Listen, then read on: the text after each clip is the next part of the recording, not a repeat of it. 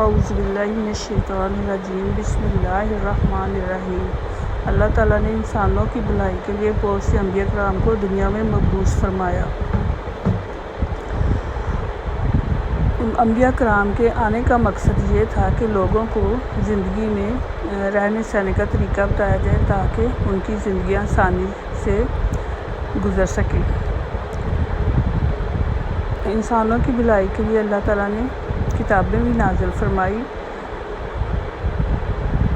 مختلف قوموں پر مختلف کتابیں نازل ہوئی۔ ہمارے پیارے نبی صلی اللہ علیہ وآلہ وسلم پر اللہ تعالیٰ نے قرآن پاک کو نازل فرمایا۔ قرآن پاک ایک بابرکت کتاب ہے۔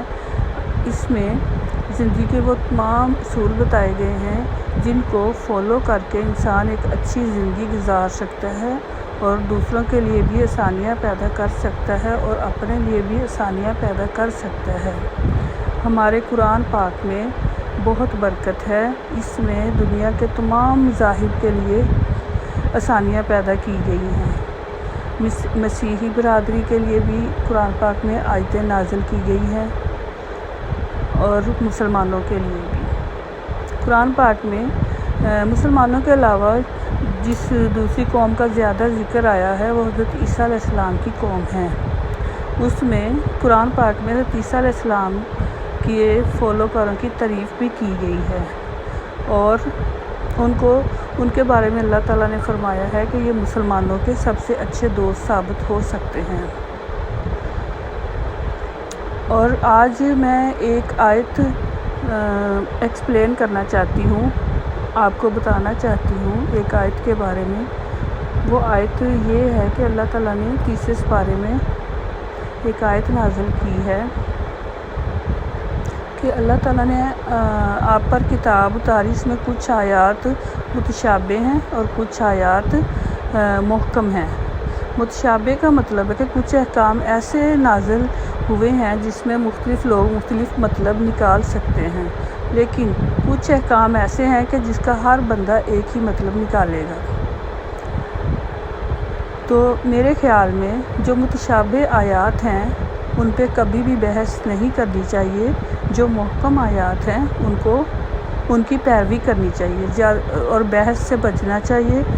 کسی بھی فرقے سے بحث نہیں کرنی چاہیے کیونکہ انہوں نے قرآن پاک کا مطالعہ کیا، اس کے مطابق ان کو جو بھی سمجھ آیا انہوں نے عقیدت کے ساتھ اس کو فالو کرنے کی کوشش کی۔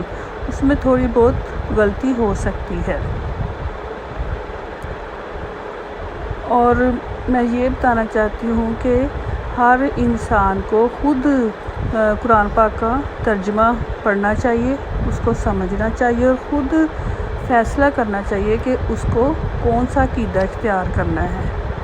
جو اس کے ماں باپ عقیدہ اختیار کر چکے ہیں اس کے بارے میں اسے سوچنا چاہیے کہ آیا اس میں کیا کوئی غلطی ہے یا نہیں۔ اگر ان کے ماں باپ کا عقیدہ ان کا دل گواہی دیتا ہے کہ بالکل صحیح ہے تو اس کو فالو کریں، ورنہ کچھ ترمیم کر سکتے ہیں۔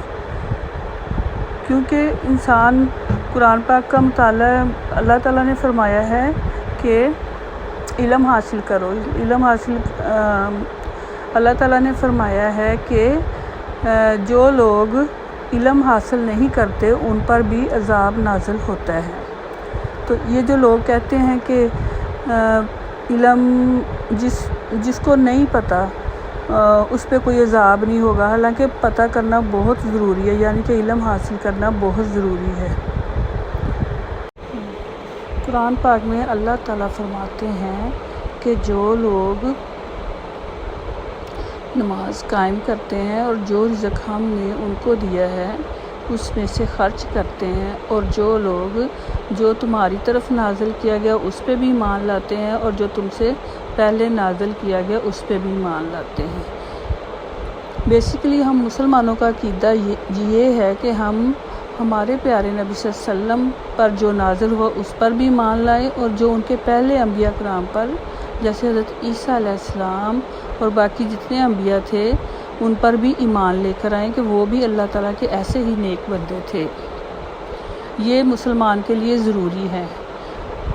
تو اسی طرح جو لوگ عیسائی ہیں، جو لوگ دوسرے مذاہب سے تعلق رکھتے ہیں، وہ بھی ہمارے پیارے نبی صلی اللہ علیہ وسلم پر بھی ایمان لائیں اور اپنے نبیوں پر بھی ایمان لائیں، لیکن فالو صرف اور صرف ہمارے پیارے نبی صلی اللہ علیہ وسلم کی تعلیمات کو ہی کریں، کیونکہ ہمارے پیارے نبی صلی اللہ علیہ وسلم پر جو بھی نازل کیا گیا وہ پچھلے مذاہب کا نچوڑ اس میں ہے، اور اس میں کچھ چینج نہیں ہوا۔ پچھلے مذاہب کے سب باتیں چینج ہو چکی ہیں، ان کے بڑے راہبوں نے اپنے مقاصد حاصل کرنے کے لیے کچھ آیات چینج کر دی ہیں، اس لیے دوسرے لوگوں پر بھی لازم ہے کہ وہ قرآن پاک کا ہی مطالعہ کریں اور اسی پر ایمان لائیں اور اسی کو فالو کریں، اسی میں ان کی بھلائی ہے، اسی میں ان کی بہتری ہے۔